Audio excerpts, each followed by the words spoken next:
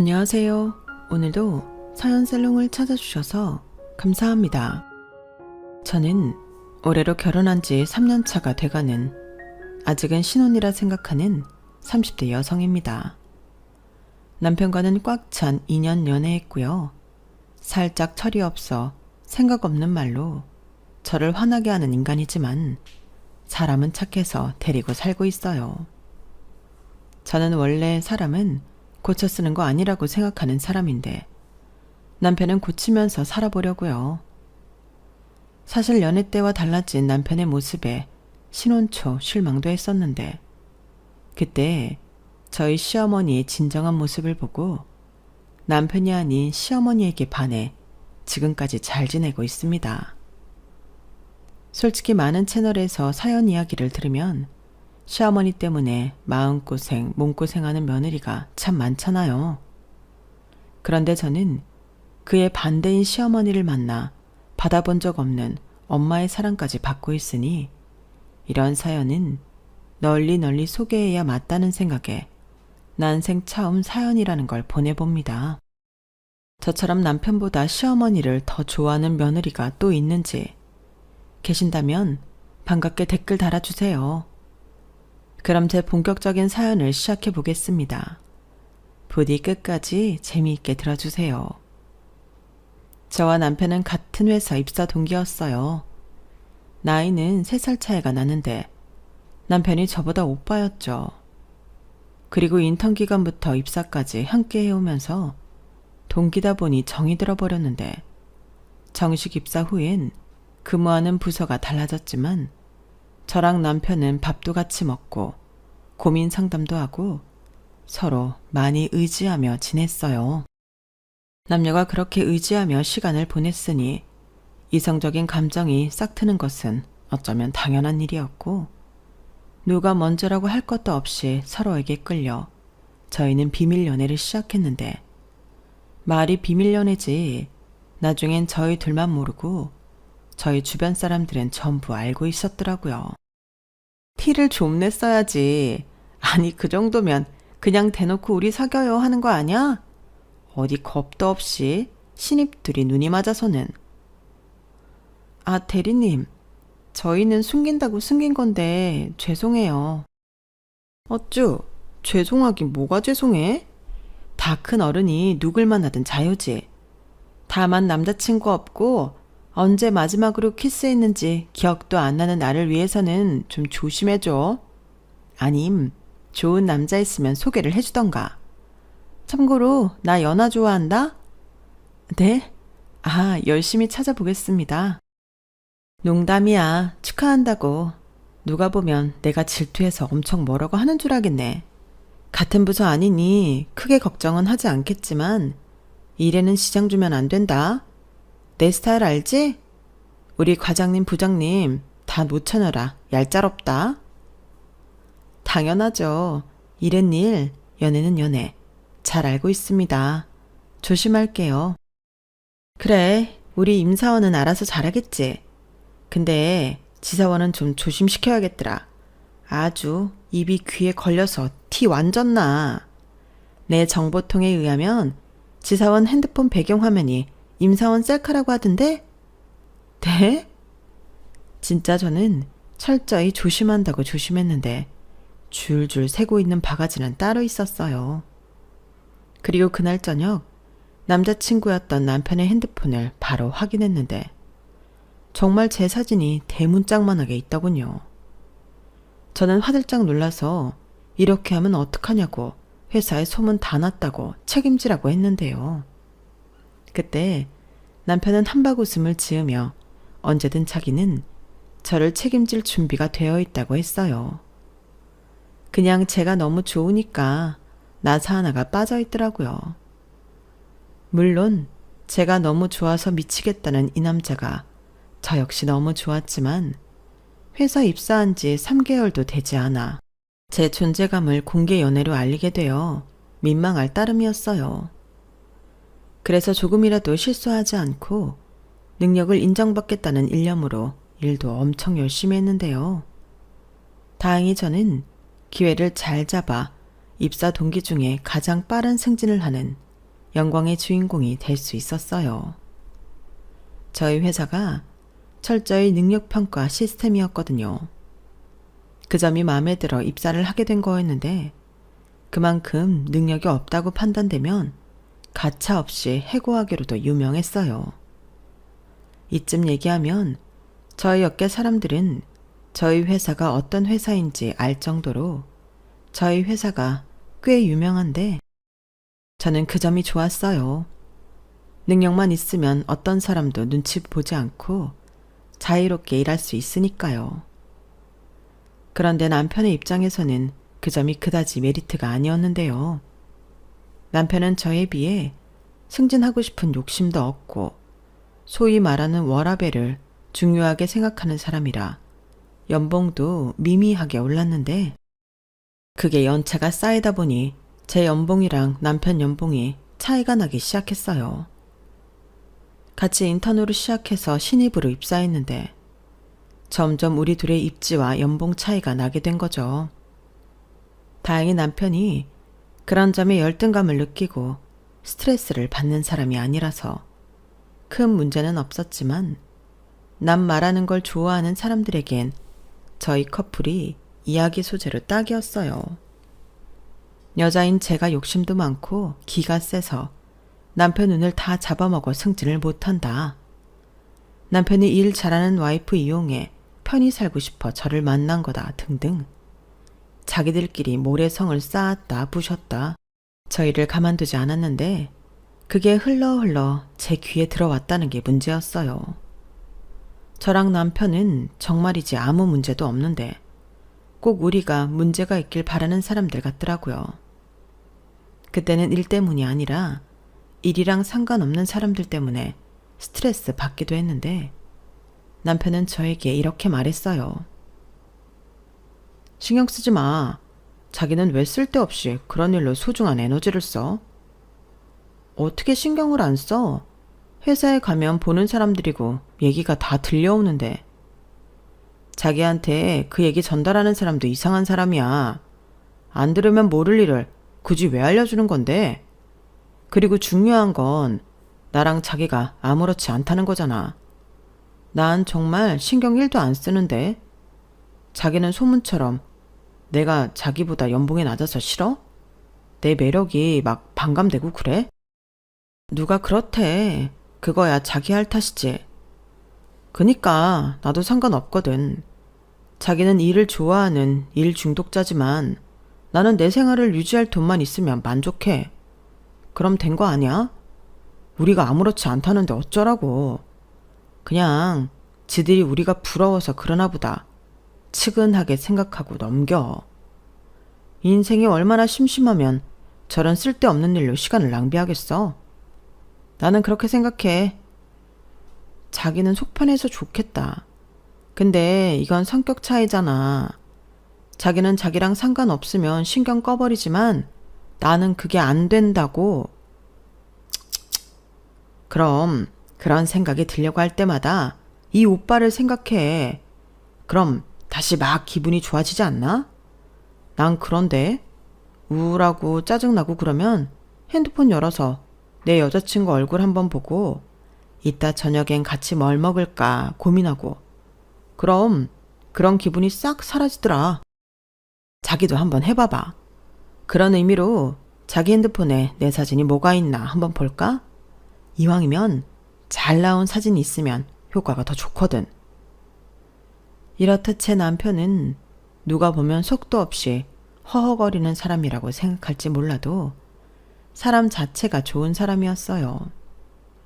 이왕이면 좋은 걸 많이 봐주고 싸우기보다 조용히 멀어지는 그런 사람인데 제가 볼 땐 남편은 자존감이 높은 사람이었어요. 저는 남들에게 인정받으려 아둥바둥 살지만 남편은 그렇지 않았거든요. 보이는 성공보다 보이지 않는 평화와 행복에 더 높은 가치를 두는 사람이었는데 그래서 제가 더 남편에게 반했고 좋아했어요. 물론 싸울 때도 있었지만 그때도 조용히 제가 이성적으로 생각할 수 있을 때를 기다려 제 기분 상하지 않게 문제를 수습했는데 그때부터 생각했죠. 이런 사람이랑 결혼하면 나도 행복할 수 있을 것 같다고요. 그래서 연애를 마치고 결혼 이야기가 나왔을 때 주저하지 않고 결혼하기로 마음먹었는데 시댁에 처음 갔을 때 너무 많이 긴장한 탓에 위경련까지 왔던 저였지만 너무나도 따뜻한 시어머니의 환대에 얼었던 제가 사르르 녹고 말았어요. 그냥 사랑과 온기가 넘치는 가정이라는 게 이런 거구나 할 정도로 집안 분위기가 너무 좋았거든요. 참고로 저는 엄마가 고등학교 때 폐암으로 돌아가셨는데 4년 넘게 투병 생활을 하셔서 엄마의 정을 오랫동안 받지 못했거든요. 아빠와 할머니가 사랑과 정성으로 엄마의 빈자리를 채워주셨지만 다 채워지지 않는 뭔가가 있었어요. 다른 친구들은 모두 엄마가 있는데 나만 엄마가 없는 그런 기분이 늘 저를 슬프게 했죠. 그래서인지 늘 가슴에 큰 구멍이 뚫려 있는 채로 사는 기분이었는데 시어머니를 보는 순간 친엄마도 아닌데 너무 좋았어요. 거짓말 조금 보태서 남편을 보고 끌렸던 마음보다 더 컸는데 연신 제 얼굴을 사랑스럽다는 듯 바라보는 그 눈빛과 제 손을 연신 잡고 계셨던 그 온기가 제 안의 구멍을 조금씩 채워주고 있는 기분이었어요. 그래서 시댁에 인사를 다녀온 뒤로는 이 남자랑 하루빨리 결혼하고 싶다고 생각했고 최대한 서둘러 결혼식을 올렸는데요. 그것 때문에 회사에서는 또 속도 위반이니 별의별 소문이 돌았을 정도였죠. 하지만 저는 순수하게 남편과 빨리 결혼하고 싶은 마음이었고 시댁에서도 예단 같은 건 필요 없다며 저희 결혼하는데 5천만 원을 보태주셨는데 저희 친정에서도 똑같이 5천만 원을 맞춰주셔서 저희 돈을 합쳐 대출 조금 끼고 작은 평수 아파트를 매매했는데요. 혼수도 그렇고 다른 것들에는 크게 욕심내지 않고 결혼식을 준비하니 다른 예비 부부처럼 싸울 일도 없었어요. 그리고 시어머니가 제가 친정엄마가 없다 보니 이것저것 챙겨주시려 신경을 많이 써주셨는데 저희 가족들 모두 감동을 받았었죠. 그만큼 시댁, 특히 시어머님이 너무 좋으신 분이셨는데 저희 할머니가 저희 시어머니 손을 꼭 잡고 야가 참 딱 하나입니다. 부족한 게 많이 있겠지만 예쁘게 봐주이소. 그럼 자도 고마워서 시애미한테도 참 잘할 깁니다. 사돈을 보니 인자 내 마음이 놓이요. 인자는 내일 아침에 저승사자가 가자고 해도 내 아무런 미련이 없소. 우리 손녀 잘 부탁합니다. 이렇게 말씀하셨어요. 그 모습에 제가 눈물이 터졌는데 옆을 보니 남편이 더 펑펑 울고 있더라고요. 누가 보면 제가 아니라 남편이 저희 할머니 손주인 줄 알 정도였는데 그래서 저희 아빠도 하나뿐인 사위를 참 예뻐라 하셨어요. 그리고 시댁에도 남편이 외동이었는데 시어머님이 그렇게 딸을 갖고 싶었다고 하시더라고요.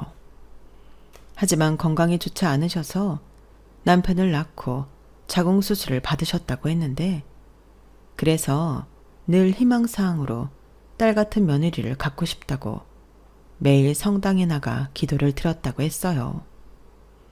그러면서 저를 보고 당신의 기도가 이루어졌다며 저를 정말 딸처럼 챙겨주셨는데 만약에 시어머니 바람대로 딸을 낳아 시누이가 있었다면 제가 그 시누를 질투했을 것 같더라고요. 그렇게 제 결혼 생활은 처음부터 꽃길 그 자체였어요. 그리고 저는 시댁에 가는 걸 참 좋아하는 며느리였는데 남편은 불만이 많았지만 저는 오히려 볼 일 있으니 오지 말라고 하면 그게 좀 서운하더라고요. 어차피 남편이랑은 회사도 같아서 거의 매일 보니 주말에 데이트 욕심도 별로 없었는데 남편은 결혼 전부터 취미도 많고 하고 싶은 것도 많은 사람이라 자기 집에 가는 건데도 가기 싫다고 애처럼 떼를 쓰곤 했었어요. 그러면 시아버님이 그 시끼 두고 너만 와라. 누가 지 보고 싶어서 오라고 하는 줄 아나? 그냥 우리 세 애기만 오고 오늘 입도 하나 줄었으니 우리 비싼 데 가서 맛있는 거 먹자. 아빠가 쏠게. 라며 저만 오라고 하셨는데 그렇게 세 명이 외식을 할 때 제가 시부모님 딸인 줄 아는 사람들도 많았어요. 그럼 저희 시어머님이 활짝 웃으며 네, 우리 딸이에요. 우리 딸 예쁘게 생겼죠? 저 닮아서 그래요. 붕어빵 모녀라니까요. 라고 말했는데 저도 기분이 좋았어요. 그렇게 점점 제가 며느리인지 딸인지 경계도 모호해졌는데 저희 아빠 입장에서는 서운할 수도 있겠지만 그 가족의 일원으로 사는 게 정말 좋더라고요. 그렇다고 제가 친정에 소홀히 한 것도 아니었는데 저희 아빠는 사업을 하고 계셔서 바쁜 분이셨고 할머니도 굉장히 활동적이신 편이라 공사가 다 망하셨는데 몸에 좋은 거나 용돈 같은 건 늘 부족함 없이 드리는 편이었어요. 물론 그건 결혼 후에도 마찬가지였고요. 그러면 또 어떤 분들은 돈이면 다냐라고 하실 수도 있겠는데 저희 할머니가 늘 하시는 말이 있거든요. 그건 물질은 곧 사랑이다예요. 사람이 선물이든 돈이든 사랑하는 만큼 베푼다는 말이 있는데 저 역시 그 말에 동감이거든요. 그런데 그렇게 제 마음을 표현하는 것에 익숙해진 저에게 예상하지 못한 일이 벌어졌었는데 글쎄 제가 마음을 듬뿍 담아 준비해간 것들을 시댁에 갈 때면 시어머니한테 혼나고 빠꾸를 먹기 일쑤였어요. 왜 이런 걸 사오냐고. 그리고 네가 우리 용돈 안 줘도 우리 먹고 살 만큼 돈 있다고 돈 봉투도 받지 않으셨는데 처음엔 많이 당황했죠. 그런데 이내 시어머니는 너는 이런 거 사들고 오지 않아도 충분히 우리한테는 선물이야. 우리가 며느리 생기고 얼마나 행복하고 좋은데 이런 건 하나 필요 없어. 네가 와서 내가 해준 밥 맛있게 먹고 즐겁게 놀다 가면 그게 제일 좋은 선물이지. 라며 말씀하셨는데 저는 그 말을 이해하지 못했어요. 그리고 살림이 서툰 초보주부인 저를 위해 시어머니는 손수 제가 좋아하는 반찬과 남편이 좋아하는 반찬을 공평하게 만들어서 저희 집 냉장고를 채워주셨는데요. 제가 반찬값으로 조금 시어머니 계좌로 넣었더니 1분도 되지 않아 전화가 걸려왔어요. 야, 너는 내가 분명히 이런 거 하지 말라고 했는데 너는 결혼 전에 니네 집에 가서 밥 먹으면 밥값도 내고 그랬어? 네? 아니, 그래도 반찬을 이렇게나 많이 받았는데 저도 뭔가 성의 표시는 해야죠. 너 진짜 엄마한테 혼나볼래? 나는 내 새끼들 밥 먹이는 것 뿐인데 뭘 돈을 줘. 당장 다시 입금할 거니까 너 다시는 나한테 돈 보내지 마라. 누가 보면 내가 너한테 돈 받고 싶어서 반찬에다 주는 줄 알잖아. 그래도는 무슨 그래도야. 너 분명히 엄마가 경고했어. 그리고 좀 전에 야라고 한 건 쏘리다. 끊는다. 저는 불같이 화를 내는 시어머니 목소리를 듣고 솔직히 많이 당황했어요. 그리고 나중에 시어머니도 핸드폰에 찍힌 돈을 보고 많이 당황했다며 순간 화가 나서 내질렀다고 했는데 이런 격한 반응이 올 거라는 건 상상도 하지 못했어요. 그리고 남편은 자기 엄마가 누구한테 용돈을 받아본 적이 없어서 그런 것 같다며 자기한테 고마워하라고 했는데요. 이건 또 무슨 말인가 싶어 남편한테 물었어요. 고마워하라고? 누구한테? 누구긴 나지. 내가 결혼 전에도 일괄적으로 우리 엄마한테 용돈을 안 줬기 때문에 우리 엄마는 아빠 말고 돈을 받아야 한다는 개념이 없어. 자기, 지난번에 우리 집에 갈 때도 백화점 상품권 빠꾸 먹었지? 이게 다 내가 밑작업을 잘해서 그런 거야. 그런 의미로 그 돈은 나한테 주는 게 어때? 자기는 어차피 그 돈 써서 없는 돈이었잖아. 뭐라고? 결국엔 그 돈 자기 달라고 하는 말이었네. 아니 필요한 사람이 쓰자는 소리지. 나는 왜 요즘 자꾸 용돈이 부족하지? 물가가 너무 올랐어. 웃기고 있네. 됐거든? 자기가 요즘 너무 헤프게 사는 거야. 지난번에 카드값도 그게 뭐야? 나는 50만 원도 안 나오는데 자기는 160만 원이나 나왔잖아. 골프채 사느냐고 그랬어. 요즘 나 골프 시작했잖아. 그것도 고르고 싼 거 산 거야. 아무튼 뭘 하든 자기 용돈에서 해결해. 카드 이렇게 쓰면 오바지.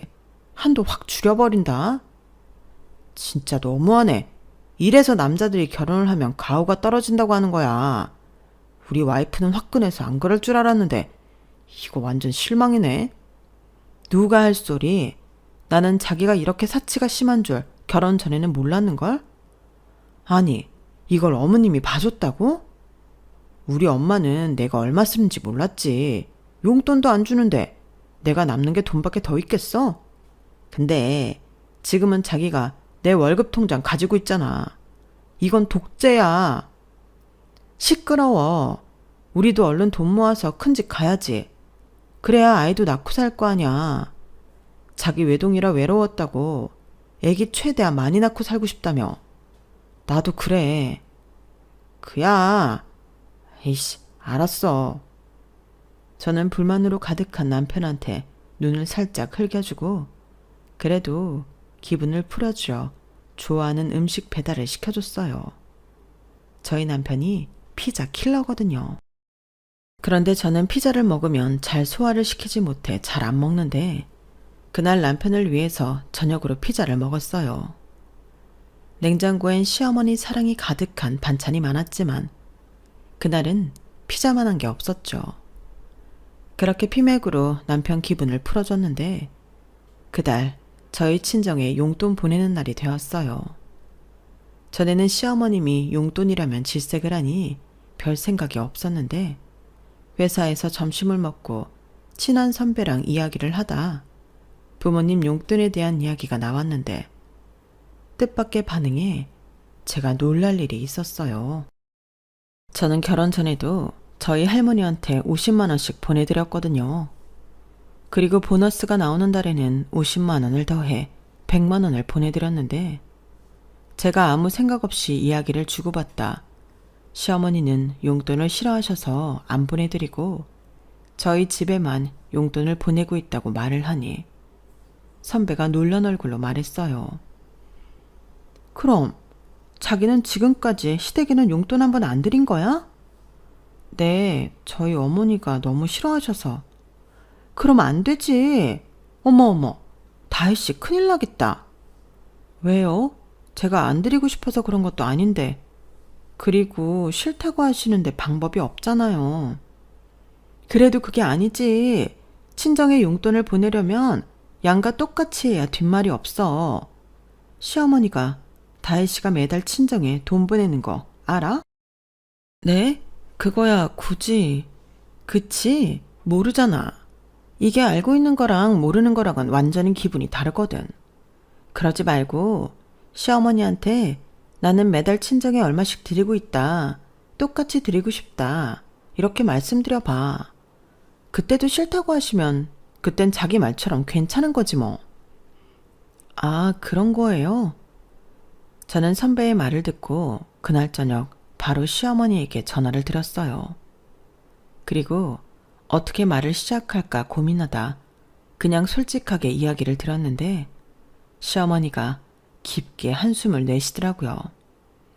마치 이런 것도 내가 알려줘야 하는 거냐 그런 느낌이었는데 시어머니는 또 불같이 화를 내며 자기는 자식들한테 돈 같은 건 받고 싶지 않다고 목소리에 힘을 줘서 얘기했어요. 너는 왜 내 아들보다 머리도 좋으면서 엄마 말을 못 알아듣니? 내가 언제 돈 없다고 했어? 막말로 너도 돈을 버는데 네가 벌어서 네 친정할머니 용돈 드리는 걸 왜 내가 간섭을 하니?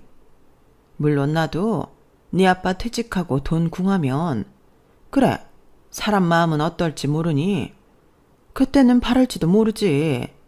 근데 지금은 내가 몇 번이고 싫다고 했잖아. 너 괜찮다 하는 거랑 싫다고 하는 건 구별할 수 있지? 내가 아직까지는 니들 돈에 의지하고 싶지 않아서 그런 거야. 너한테 그런 얘기하는 그 선배도 무슨 뜻으로 너한테 얘기했는지는 짐작이 되는데 나는 분명 아니라고 했잖아. 죄송해요. 근데 솔직히 좀 어려워요. 저는 어머님한테 계속 받기만 하고 너무 감사한 일 투성인데 뭔가 보여지게 표현할 수가 없으니까 답답했거든요. 그리고 주변에서 다들 용돈 싫어하는 부모님은 없다고 하니까. 으이그, 너는 그 이쁜 입 뒀다 뭐하니? 왜 표현을 못해? 너 방금도 했잖아. 감사한 일 투성이라고. 넌 그저 입으로 나한테 립서비스 하면 돼. 얼마나 듣기 좋니? 내가 그 말 들으려고 그렇게 반찬해서 갖다 주는 거야. 너무 맛있어요. 감사해요. 잘 먹었어요. 다음에 또 해주세요. 얼마나 많은데. 나는 그깟 돈보다 그런 말이 더 좋아. 이젠 알겠니?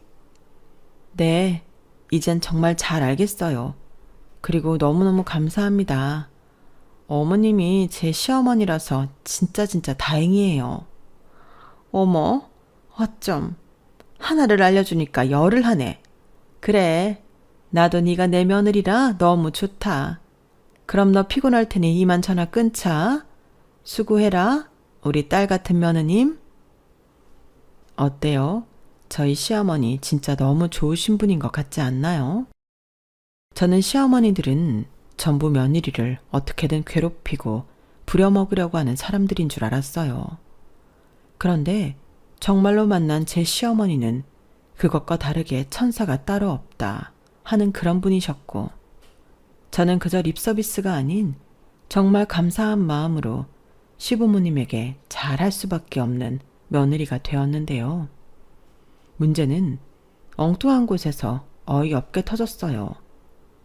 전부터 물가가 어쩌고 하면서 슬쩍 용돈이 부족하다고 말하던 남편이 어느 날부터는 계속 용돈이 너무 부족하다고 대놓고 자기 용돈을 100만 원으로 해달라고 했는데, 참고로 저희 남편 용돈은 당시 50만 원이었어요. 물론 그게 많다고는 할 수 없겠지만 비상용 신용카드도 있고 점심이나 저녁 같은 경우는 회사 법인카드로 결제가 가능해서 흡연도 하지 않는 남편인지라 그 안에서 취미 활동하는 비용을 잘 쓰면 된다고 생각했는데 그게 아니라고 2배인 100만 원을 주장했어요. 하지만 저는 남편한테 그렇게 용돈을 줄 수는 없었는데 어머님이 용돈 얘기하지 말라고 하셔서 50만 원짜리 정기적금을 추가로 들었거든요. 거기에 변동금리인 대출금까지 있으니 어떻게든 절약하며 지내고 싶었는데 저 같은 경우는 용돈이라고 할 것도 없었거든요. 그냥 저희 생활비로 책정한 200만 원에서 필요하면 기초 화장품이나 사고 거의 대중교통 이용한 데만 쓰는 카드값 내는 것이 다였는데 어쩌다 친구들 만나 밥 먹는 것 빼고는 쓰는 돈이 없었어요. 취미 부자인 남편과 다르게 저는 TV 드라마 보고 유튜브 보는 게 취미라면 취미라 돈 한 푼 들지 않았거든요. 그래서 제 입장에서는 지금도 충분하다. 미래를 위해서 자기도 참아라 라고 말할 수 있었는데 참 사람들 입이 무섭다고 제가 친정에 50만 원씩 용돈을 보내고 있다는 사실을 어찌하다 남편이 들었더라고요. 물론 이야기를 편하게 하면서 비밀이라고 하진 않았지만 그 말이 돌았다는 사실도 저는 충격적이었는데 저랑 이야기를 나눴던 선배도 말하면 안 되는 거였냐며 자기는 단지 친정에 용돈 주고 있다는 사실을 알고도 시어머님이 용돈은 필요 없다고 말한 게 너무 레전드라 그 이야기를 하다가 나왔다며 미안하다고 하더라고요. 하지만 이미 물은 엎어졌고 남편이 어떻게 시댁에도 주지 않은 용돈을 친정에만 줄 수 있냐고 처음으로 서운한 티를 냈는데 저한테 서운하다 못해 실망했다고 하더군요. 자기 엄마가 그렇게 딸처럼 아껴주고 반찬도 자주 해다 주는데 어떻게 그럴 수 있냐고 친정 용돈을 끊으라고 했어요. 뭐? 우리 할머니한테 드리는 돈을 이제 주지 말라고? 그렇잖아.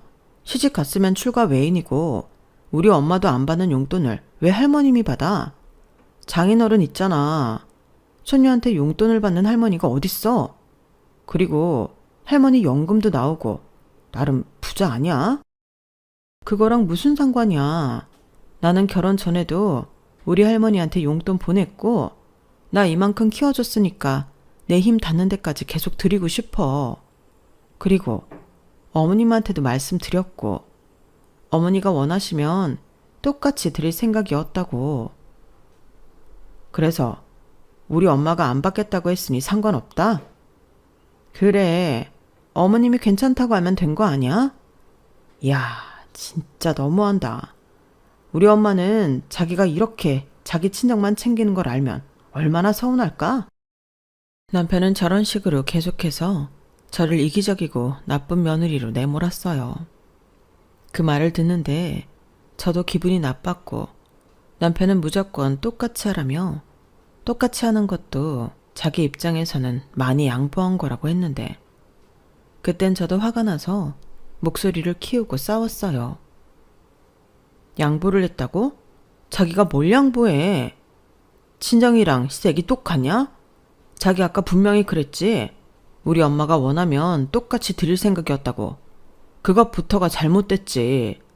자기 할머니한테 50만 원 보내는 거면 우리 집엔 못해도 70이나 80만 원은 보내야 하는 거 아니야? 뭐라고? 내일 회사 가면 물어봐. 아마 다들 시댁을 더 챙긴다고 할걸? 언제는 자기가 결혼 전부터 용돈 안 드려서 괜찮다며. 내가 언제 그랬어. 괜찮다고는 안 했어. 그리고 나는 자기가 나 몰래 할머님한테 용돈 드리고 있는 줄 몰랐잖아. 내가 그렇게 용돈 부족하다고 올려달라고 하는데도 무시했으면서. 말 다 했어?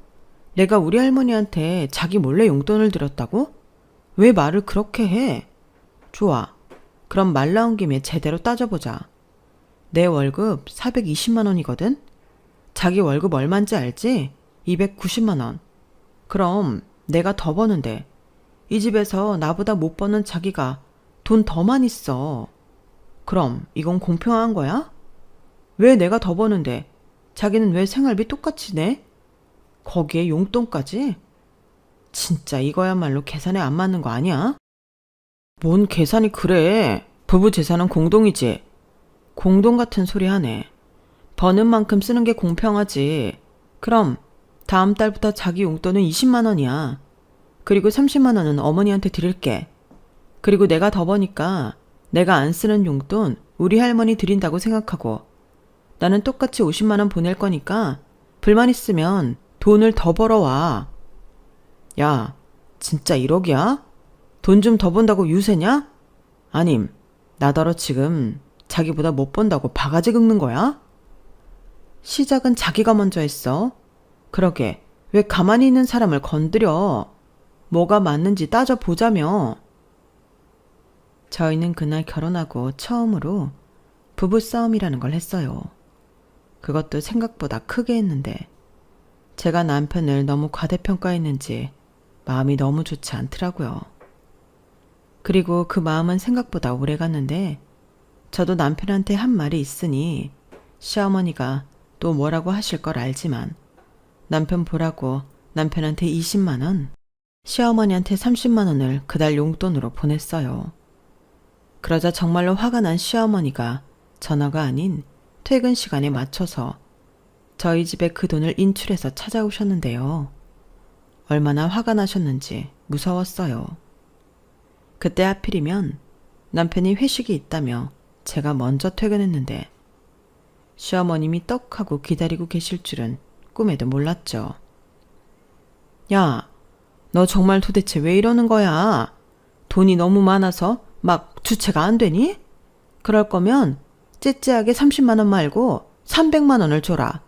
그럼 내가 받을게. 어머니, 그게 아니고요. 아니긴 뭐가 아니야. 너 자꾸 이러는 이유가 뭐니? 너 나 시험하는 거야? 어머니, 제 말 좀 들어주세요. 저도 이렇게까진 하고 싶지 않았어요. 그런데 어머니 아들 때문에 어쩔 수 없었다고요. 저는 화가 나서 씩씩거리는 어머니 앞에서 최대한 자세하게 상황을 설명해 드렸어요. 할머니가 언제까지 살아계실지 모르지만 저는 감사한 마음을 이렇게 표현하고 싶고, 남편은 그걸 잘못됐다고 말하니 너무 답답하고 나중에 눈물까지 나왔는데, 어머님이 입술을 잘근잘근 씹으시더니 잠시 뒤 저에게 얼음을 넣은 냉수와 고무줄 바지 하나를 가져오라고 하시더군요. 그래서 저는 얼음물과 고무줄 바지의 상관관계도 알지 못한 채 시어머님이 시키는 대로 했는데요. 그 뒤 시어머니는 남편에게 전화를 걸어 30분 이내로 집에 튀어오라고 통보하셨어요. 딱 그렇게만 말하고 전화를 끊으셨는데, 제가 가져온 고무줄 바지를 가지고 화장실로 들어가셨어요. 그리고 입고 오신 치마를 벗고 제 바지로 갈아입은 시어머니는 얼음물을 벌컥벌컥 드시더니 얼음을 입안에 가득 넣고 아그작 씹어 드시기 시작했는데, 놀라운 일은 그 다음부터였죠. 갑자기 시어머님이 몸을 풀기 시작하더라고요. 스트레칭 같은 걸 하셨는데 딱 봐도 당신 아들이랑 한판 붙을 기세였어요. 그리고 정말로 아슬아슬하게 30분을 맞춰 들어온 남편은 마음이 많이 급했는지 현관 비밀번호를 연거푸 틀리더니 겨우 문을 열었는데요. 그때였죠. 남편이 현관문을 열고 안으로 들어오려는 그 찰나에 시어머님이 재빠르게 남편을 발로 밀어버리셨어요. 저희 남편이 운동도 좋아해서 근육이 없지도 않은데 시어머니의 날라차기 한 방에 아파트 복도에서 붕 날아가 버리더라고요. 저는 그 모습에 너무 깜짝 놀랐는데, 참고로 저희 시어머님 체격은 아주 왜소하십니다. 힘이라고는 하나도 없을 것 같은 마른 체형이셨는데 어디서 그런 괴력이 나오시는 건지 저도 덩달아 깜짝 놀랐어요. 그리고 자기 엄마 발길질에 나가 떨어진 남편은 술이 확 깼는지 놀란 토끼 눈을 했는데, 남편이 토끼라면 저희 시어머니는 호랑이 같은 눈을 하고 계셨죠. 사실 여기까지도 입이 떡 벌어지도록 너무 놀랄 일이었는데, 제가 놀랄 일은 여기서 끝이 아니었어요. 글쎄, 시어머니 입에서는 차마 여기에 다 적을 수 없는 현란한 육두문자가 무슨 외국어처럼 흘러나왔는데요. 놀라움 그 자체였죠. 일단 내용을 추격하면 이런 거였어요. 너는 어릴 때부터 용돈 받아가면 쓰기 바빠서 어버이날 카네이션도 안 사다 주는 놈이었는데 어따 대고 자기를 팔아서 마누라 가슴에 비수를 꽂냐고. 너 같은 건 내가 장가를 보내지 말고 평생 끼고 살다 폐기 처분했어야 했는데 자기가 잘못했다며, 저를 위해서라도 이혼이 답인 것 같다며 가정법원도 저희 셋이 다 같이 가자고 하셨는데요. 그러시면서 저희가 이혼 도장 찍으면 남편은 알아서 멋대로 살고 저는 며느리가 아닌 당신의 수양딸로 지금처럼 살자고 하시더라고요. 그 말이 왜 그렇게 저한테는 감동이었는지. 제 앞에 씩씩거리고 서 계신 시어머니가 정말 제 엄마 같았는데, 왜 무조건 내 편을 들어주는 그런 엄마 있잖아요. 딱 그 느낌이 들었어요. 그런데 이 인간이 술을 먹어 간이 배 밖에 나왔는지 어떻게 아들한테 그런 말을 할 수 있냐며 대들었는데, 그렇게 대들다 시어머님이 신고 오신 슬리퍼로 등짝을 연신 두들겨 맞았죠. 저에게는 다혜 너는 저 뒤로 빠져 있어. 위험하다. 라고 세상 친절하게 말씀하셨는데, 누가 보면 시어머니가 아니라 정말 친정엄마인 줄 알았을 거예요. 그 뒤 시어머니의 맹렬한 잔소리가 폭풍처럼 쏟아지기 시작했는데 남편도 기세가 만만치는 않았어요. 너는 어릴 때부터 꼭 맞아야 말을 들었지? 이제 장가도 가고 그래서 대접 좀 해주려고 했더니 이게 끝까지 나를 우악스러운 사람을 만드네? 그래, 오늘 아주 너랑 나랑 끝장을 보자. 네가 감히 내 며느리 속을 뒤집어 놨겠다? 너 이놈의 새끼, 이리 와.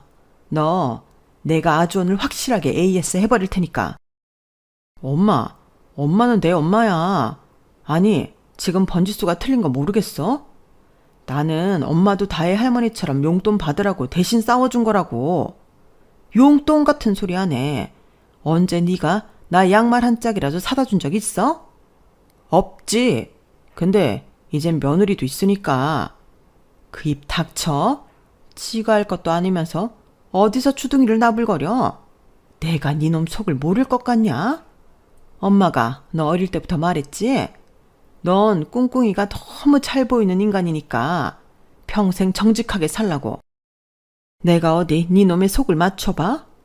엄마가 용돈 안 받는다고 하니까 옳거니 하고 그 돈 네가 용돈으로 받고 싶었잖아. 어디서 나를 팔아? 남편은 자기 엄마 말에 전곡을 찔린 듯 꿀먹은 벙어리가 됐어요. 저 역시 그 얕은 수를 몰랐던 건 아니었는데 엉뚱하게 친전 용돈을 끊으라는 말을 들으니 저도 이성을 잃고 감정적으로 대응하게 되었던 거였어요. 그리고 시어머니는 여기서 이럴 것이 아니라며 저는 나오지 말라고 하시고는 남편을 질질 끌고 아파트 단지 놀이터로 향했는데 제가 말릴 새도 없었어요. 그 후 밤에 시어머니 목소리만 저 멀리서 아련하게 들려왔는데 물론 그때도 아주 무시무시한 단어들이 많이 등장했었죠. 그렇게 자기 엄마의 사랑의 응징 AS를 받고 들어온 남편은 기가 팍 죽어 저한테 미안하다고 했는데 얌전히 씻고 잠이 들었어요. 그리고 다음날 아침 대바람부터 시어머니한테 연락이 왔는데 걔가 들어가서 사과했니? 내가 얌전히 들어가서 사과하고 발 닦고 자라고 했는데? 라고 물어보시더라고요. 그 말을 듣는데 왜 웃음이 나오는 건지 새삼스레 남편이 귀엽더라고요. 자기 엄마한테 혼나고 말을 저렇게나 잘 듣는 아들이 되어 돌아왔으니 너무 귀여운 거 있죠? 그리고 시어머니는 다음에도 당신 아들이 말을 안 들으면 언제든지 일러 바치라고 평생 AS 해준다고 하셨는데 정말 감사했죠. 그때 이런 믿음이 하나 생겼어요. 나는 앞으로 시어머니만 믿으면 되겠구나. 이런 생각이 들면서 그날 저녁 남편한테 또다시 사과를 듣고 용돈 문제는 일단락하기로 했는데요. 시어머니가 남편한테 10만 원을 주든 20만 원을 주든 마누라가 주는 대로 받으라고 했답니다. 물론 당신은 용돈 같은 거 받지 않을 거라며 그때 가져오셨던 30만 원도 식탁에 놓고 가셨는데 남편이 좀 짠하고 불쌍해 보여서 용돈은 예전처럼 50만 원 주기로 했어요. 그러자 다행이라고 생각했는지 아이처럼 웃으면서 고맙다고 했는데 그 일로 남편은 저한테 친정이 어쩌고 시댁이 어쩌고 그런 소리는 일절 하지 않는 착한 남편이 되었어요. 나중에 안 사실인데 저희 시어머니가 처녀 시절부터 킥복싱을 하셨다고 했는데요. 남편의 외할아버님이 합기도 관장님이셨대요. 그래서 그 옛날에도 여자도 자기 몸은 자기가 지킬 수 있어야 한다며 단련을 시키셨다고 했는데 그래서인지 그 나이에도 날라차기가 예술이더라고요. 그뿐만이 아니었어요. 아버님 말에 의하면 시어머니는 주로 그런 고급 기술을 당신 아들 잡돌이 할 때 많이 쓰셨다고 했는데 그걸 보고 있으면 아, 나는 말을 잘 들어야겠다 라는 생각을 절로 하게 되었다고 농담처럼 하시더군요. 그러면서 한편으로는 당신 아내의 고급 기술을 다시 볼 수 있는 기회였는데 못 봐서 아쉽다고 하셨는데 남편이 그런 걸 왜 보고 싶냐며 펄쩍 뛰었죠. 아마도 나이를 먹고 자기 마누라 앞에서 망신을 당한 게 내심 자존심이 상한 눈치였어요. 그러게 아무리 부부 사이여도 선은 넘지 말았어야죠. 안 그런가요? 그리고 그날 이후 남편은 다시 온순한 사람이 되어 저한테 충성하는 모습을 아직까지도 보이고 있는데요. 가끔 사고 싶은 게 있다고 징징거려서 짜증나기도 하지만 그래도 제가 고치면서 살아보려고 합니다. 시어머님이 평생 AS 해주신다고 했지만 제가 고칠 수 있는 건 제가 고치려고요. 뭐 저도 여차하면 시어머니한테 발차기라도 배우려고요. 그리고 무엇보다 너무 멋있고 든든한 시어머니가 계신다는 게 그렇게 의지가 될 수가 없는데 어쩌다 보니 남편이 아닌 시어머니를 믿고 사는 꼴이 되었네요. 좀 웃기죠? 저도 제가 이런 시댁을 만나 이렇게 살 줄은 몰랐어요. 하지만 오히려 좋기만 한데요. 바람이 있다면 시어머님이 낳지 못해 아쉬웠다는 딸을 제가 낳아서 지금보다 더 재미있게 살았으면 좋겠어요. 그리고 남편도 지금은 좀 철이 없지만 아빠가 되면 좀 더 어른이 되지 않을까 싶은 마음인데 그래서 그전까지는 자유를 많이 누리게 해줄 생각이에요. 이만하면 저희 남편도 저한테 장가 잘 온 거죠. 이래저래 좀 시끄럽긴 했지만 저희 부부는 그래도 천생연분인 걸로 훈훈한 마무리를 해보려 합니다. 그리고 끝으로 부족한 며느리인 저를 딸처럼 아껴주시는 시어머니와 시아버님에게 제 마음이 달아 없어질 만큼 잘해드리고 싶은 마음인데요. 용돈 같은 건 싫다고 하셨으니 추억이라도 많이 만들어드리고 싶어요. 이왕이면 제가 더 많이 벌어서 우리 가족 크루즈 여행도 갔다 오고 싶은데요. 저희 시어머니가 바다를 정말 좋아하시거든요. 거기에 유럽 여행을 가보는 게 꿈이라고 하셨는데 제가 그 꿈을 꼭 이루어 드리려고요. 언제가 될지 모르겠지만 제가 또 한다고 하면 하는 그런 사람이라 너무 늦지 않은 시간에 크루즈 여행 티켓을 끊어볼 생각이에요. 설마 그때도 불처럼 화내시진 않겠죠? 그리고 철은 좀 없지만 귀여운 우리 남편도 그 순수한 마음 잃지 않고 제 옆에서 오래오래 저한테 충성하면서 행복하게 살았으면 좋겠네요. 앞으로 언제가 될지 모르지만 아이가 생기면 또 많은 것이 변하겠죠? 저는 너무 짧게 엄마의 사랑을 받았지만 제 아이한테는 아주 오랫동안 엄마의 사랑을 전해주고 싶은 마음입니다. 덜도 말고 더도 말고 딱 저희 시어머니처럼만 되고 싶은데 저도 할 수 있겠죠? 아직은 부족한 게 많은 며느리지만 시어머니와 꼭 닮은 진짜 딸 같은 며느리가 되고 싶습니다. 꼭 그렇게 되라고 여러분이 많은 응원해 주세요. 그럼 제 이야기를 마무리 지으며 마지막 인사를 드리겠습니다. 항상 건강 잘 챙기시고요. 행복하고 즐거운 날들 되시길 바라며 지금까지 제 사연 들어주셔서 대단히 고맙습니다. 앞으로도 행복하게 살고 재미있는 에피소드 있으면 또 사연 보낼게요. 그럼 그때까지 안녕히 계세요. 감사합니다. 여러분, 사연 댓글에 응원과 현명한 조언 부탁드려요. 좋아요와 구독은 저에게 큰 힘이 됩니다. 오늘도 좋은 일 가득하세요.